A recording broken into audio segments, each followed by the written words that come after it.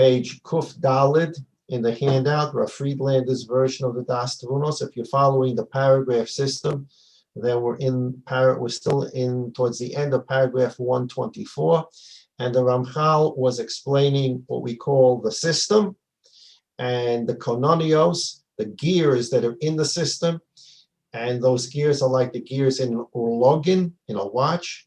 One gear moves another gear, which moves another gear, and that's the human being. The human being was basically given control over the world with the Ribono Shel Olam reacting.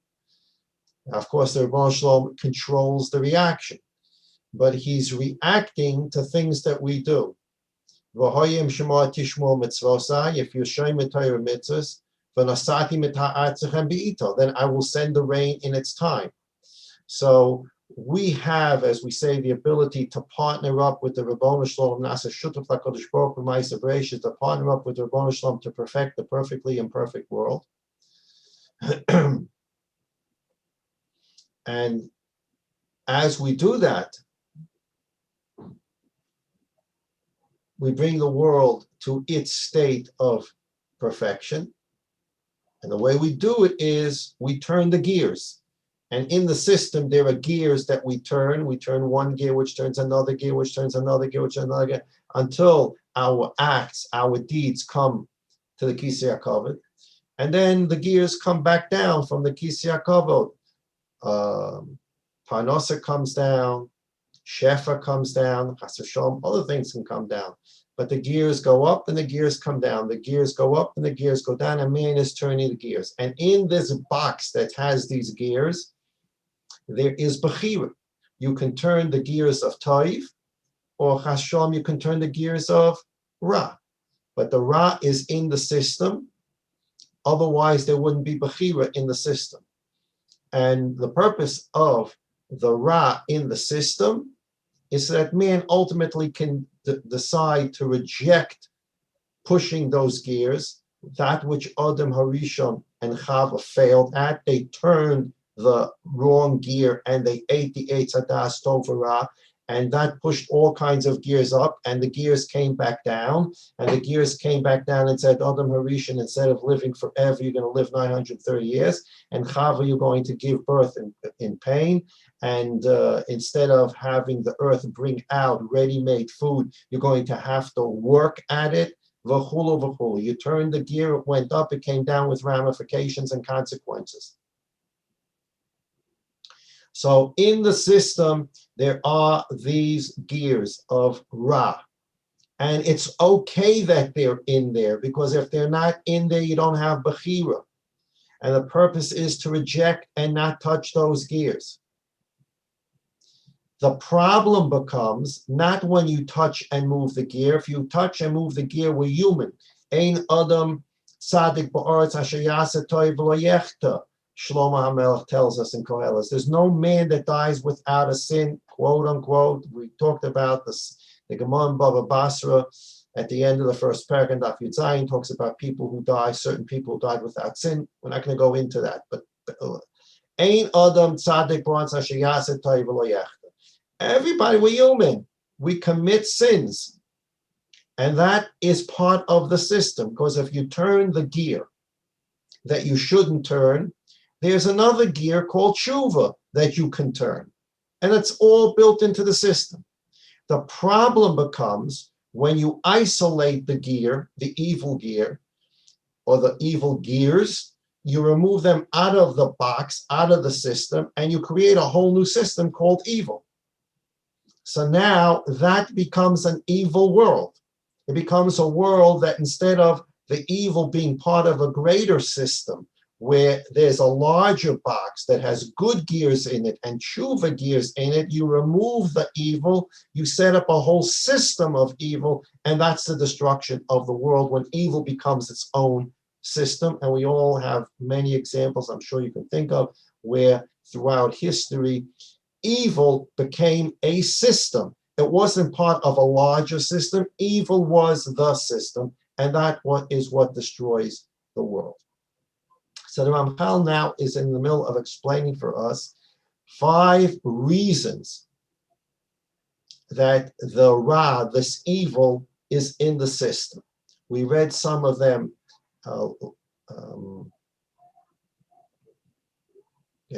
Sunday, and we're going to continue reading on Daf Kuf Dalet, and then Bli Neder will read either today or next time, footnote 240 on page Kuf Hey, which is Rav Friedlander's summation of all the 5 reasons why it's necessary to have evil gears in the system to make the whole system work for the benefit of man. If there's no evil gear in the system, we don't have the world in which we exist. We don't have a world of Bechira, and there are many, many consequences to having no Bechira. We're all a bunch of robots. We've talked about that many times. Bottom of page Kuftal. Va'od, another reason for evil being present in the system of the world. Hanisoyin shu goyrim letzadikim. The great challenge that evil poses to men who are righteous. Perush, explanation. I'm not talking now, the Seichel Ramchal says, I'm not talking now about the fact that there's evil in the world. There are all kinds of immorality and perversions, desires that a tzaddik can chas v'sholem fall into, and therefore by rejecting it, he gets schar. Besides that, we talked about the fact that a person has bechira by having evil in the system and yetzer hara in the system. It goes beyond that. Again,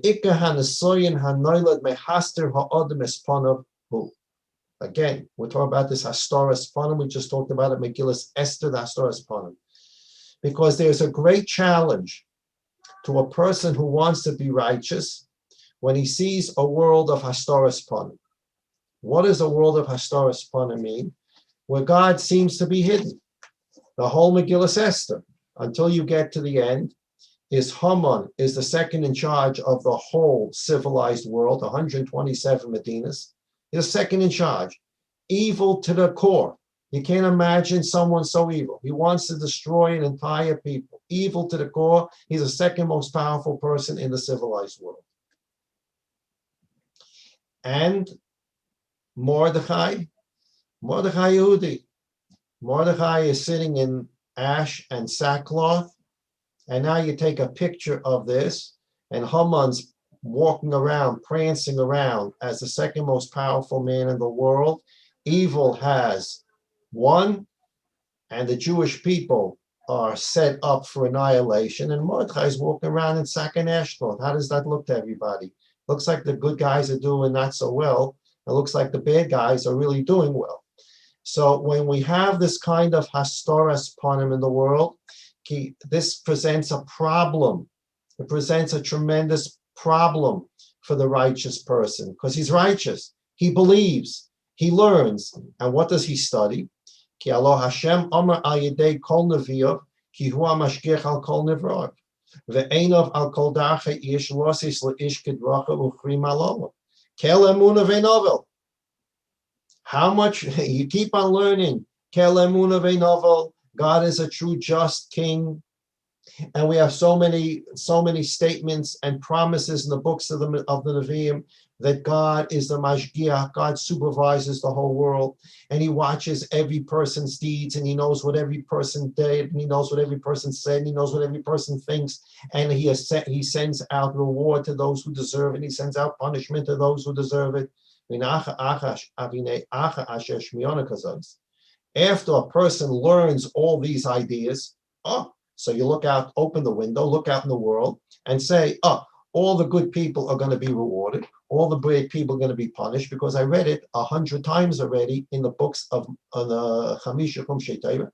I read these promises in the books of Nevi'im, and let's look outside what's going on.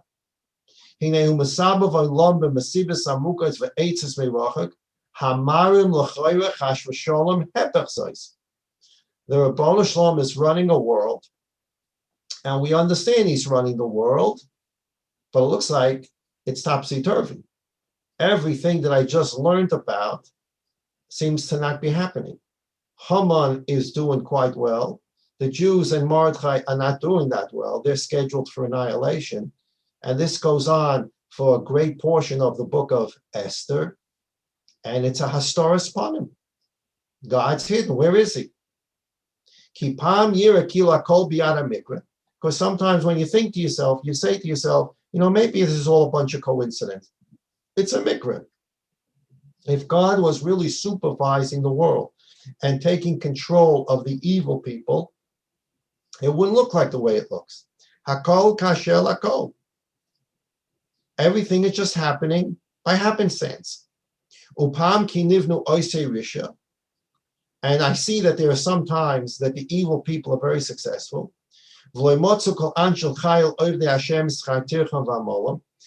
great tzaddikim seem to not be rewarded at all. In fact, just the opposite. How many great righteous people shout out for help and we don't see them getting help? And all the other chaos that we see in the world that tests the emunah of a person. And how much testing can you take?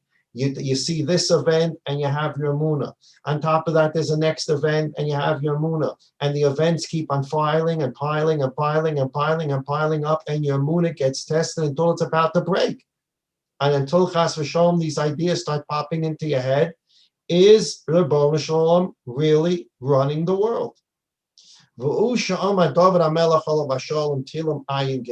HaMelech himself said in Perek Ayin Gimel in chapter 73 of Tehillim, my feet are almost falling out from under me. I can't stand anymore. I'm so weak from all the events that are happening in my life, all these challenges. I feel like I'm going to fall apart. My feet are coming out from under me. I'm at the point where I'm jealous of the evil people. They seem to be doing good. David HaMelech said this in Tehillim. I'm at the break point, Ribono Shalom. How much more my emunah is already? It's at the breaking point. And this is the ultimate challenge, the ultimate test of people. Lirois hayamdu b'nei odom be'emunasam. To see, can people remain steadfast in their emunah and believe that the Ribono Shalom is actually guiding the world in the hastoras panim, and percolating in the hastoras panim is a ha'aras panim, and percolating underneath the whole Megillah, which doesn't have God's name in it, percolating underneath that is a God that's controlling every event. He's controlling it to the point that Haman walks in at the very worst moment that possibly can happen in his life. He walks in to ask Achashverosh, can I hang Mordechai? And he doesn't even get the chance to ask because Achashverosh says, what do you think I ought to do to the man I want to honor? The worst moment in Haman's life for him to walk in on Achashverosh to ask if he can hang Mordechai, the worst possible moment. How did that moment come about?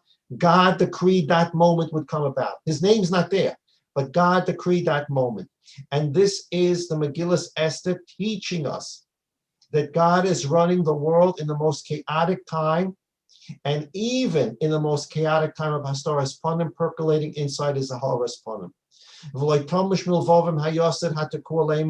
And people should have like a peg in their hearts, pegged in steadfast. There's no doubt that God is a just God and he doesn't do avlis.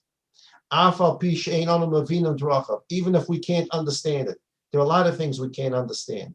People accept the fact that they don't understand things. There are things you don't know, things you don't understand. You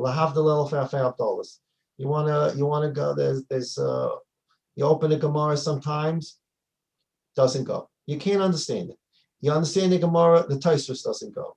And someone tries to explain it to you, it just doesn't go. Lahavdil elef alfei avdolas, you read a book. You read a book about the theory of relativity. You read a book about all these physics ideas, biology, all these books, and it doesn't go. You don't understand it. You don't have a cup for it. We understand that we don't understand everything. Why is it so difficult to understand that we can't understand God? V'al zeh nemar, and on this it says, the famous pasuk in Chavakuk, v'tzadik be'emunasa yichya. A tzaddik will live the way he'll be able to get through life is only through Emunah. And we'll talk about this more the next time we learn the Daas Tevunos. We'll go back to Tzadik Be'emunosa Yichye, and we'll review the Gemara in Makkas. The Gemara says that initially the Ribono Shel Olam gave us 613 mitzvahs, 248 positive commandments. You shall eat matzah, you shall put on tefillin, you shall, 248 you shalls, and 365 you shall not eat chaza, you shall not do this, you shall not do that. 248, 365 equals 613, the 613 mitzvahs. We know that from Torah, Tziva, Lanu, Moshe. Moshe commanded us the Torah. The Gemara says Torah is Gematria 611, Tuf is 400, Vav is 6, Reish is 200, Hey is 5, altogether 611.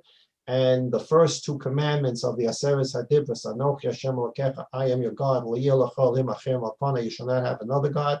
We heard directly from Hashem. So Torah Tziva Lanu Moshe, 611 Moshe commanded me, and 2 I heard direct from God, 613. Then the Gemara goes on and says that as time went on, they summarized. Again, the Gemara is a difficult Gemara to understand, but it says it got summarized into 15 mitzvahs. And then finally the Gemara says the whole 613 mitzvahs were summarized to one mitzvah. Bo Chavakuk, the Gemara says, Chavakuk came, vehemidam al achas, and made the center principle from which all 613 mitzvahs can grow, v'tzadik be'emunasa yichya. A person is going to have a fierce, passionate emunah to be able to live a Torah life. Otherwise, it won't be possible. Chavakuk said that.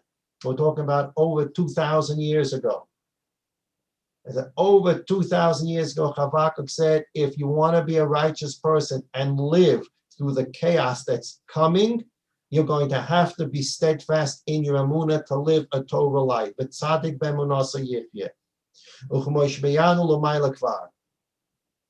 V'nei zeh rev ha'kodl ma'oid mis'alam ha'shlemis ha'elyon.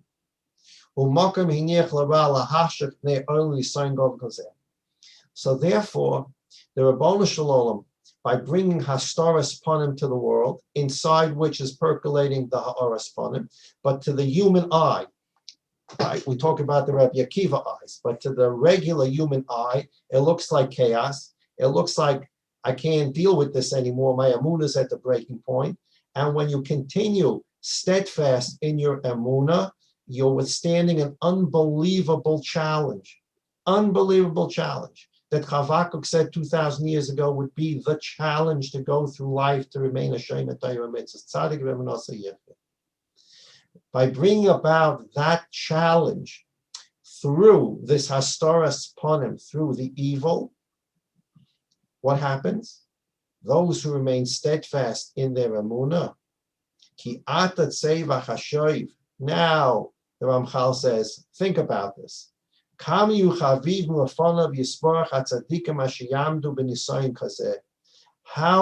beloved will be those tzaddikim who will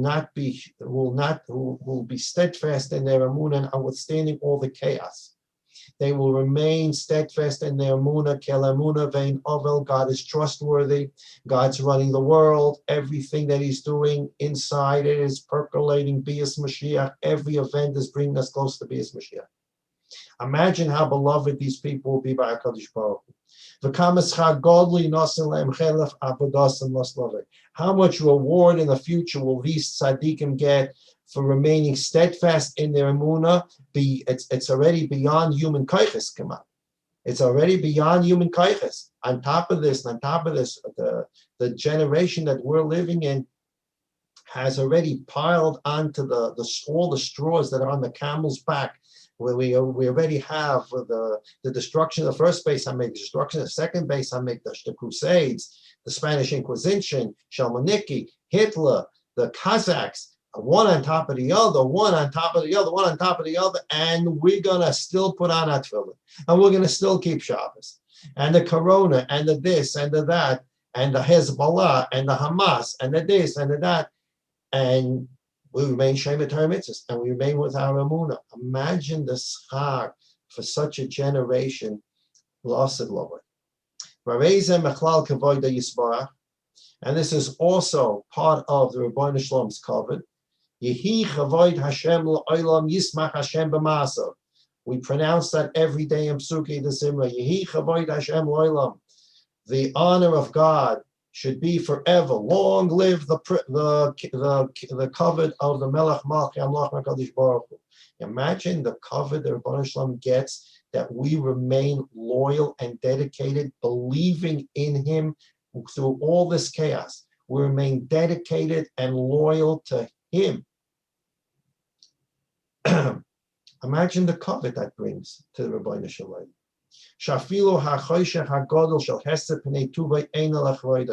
Even the darkness that the evil brings to the world, the hastoras panim, only brings about covet to the Rebbeinu Shalom.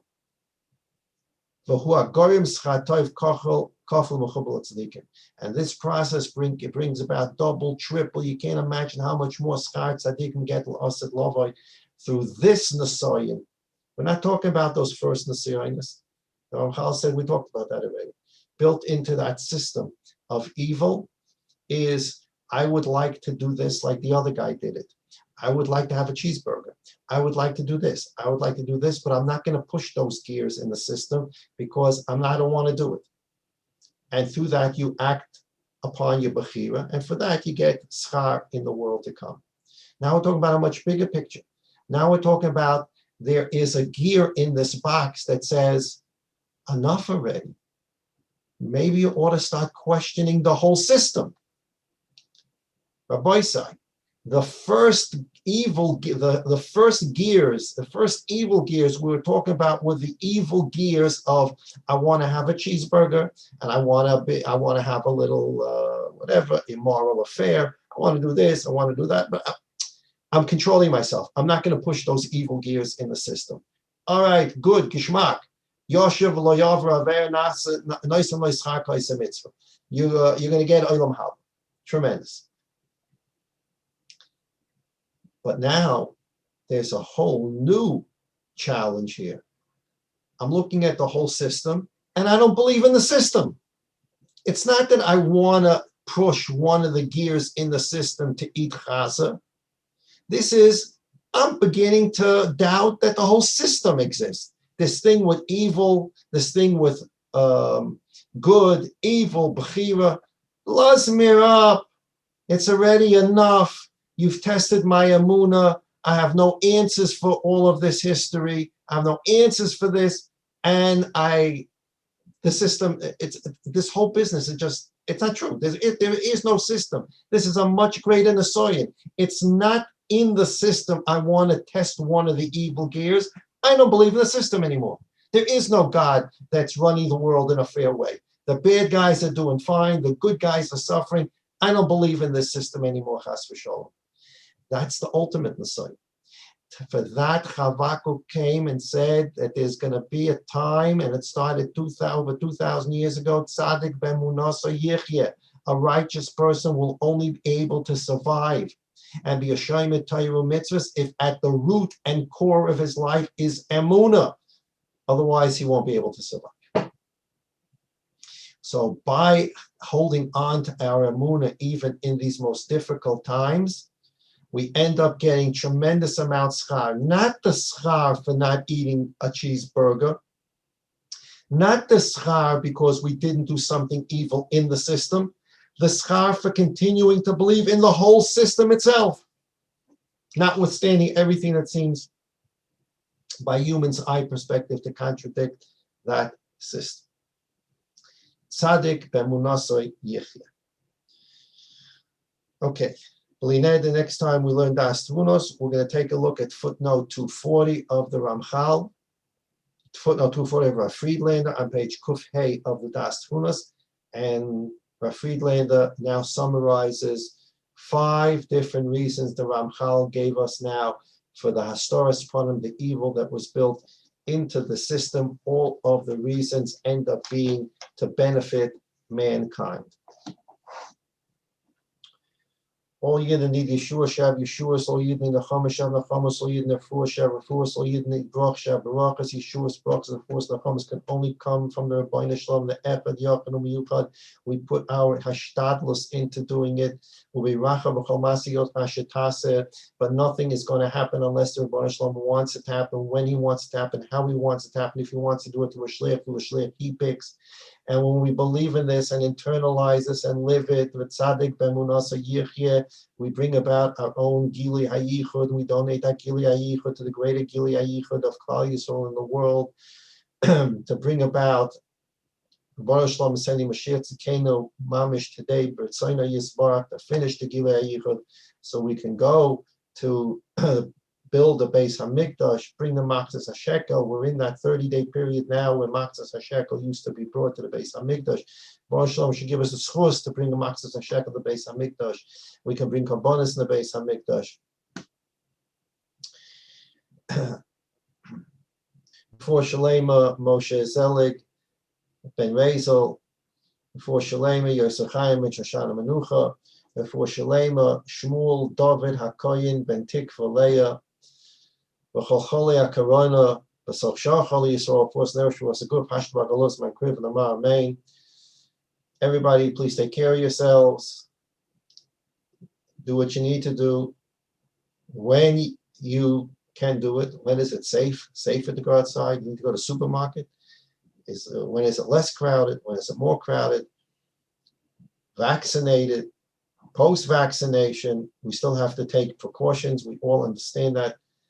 I saw today a pronouncement from Rav Gershon Edelstein, Shlita, Rashiv and Panovich, that this year yeshiva boys should stay in yeshiva for Purim, vaccinated, not vaccinated, numbers going down, numbers go up. Gershon Edelstein said that this year boys should stay in yeshiva, they shouldn't be parading around, they shouldn't be going house to house, they should stay in yeshiva and learn more Torah on Purim and eat their Suda there and not leave yeshiva on Purim.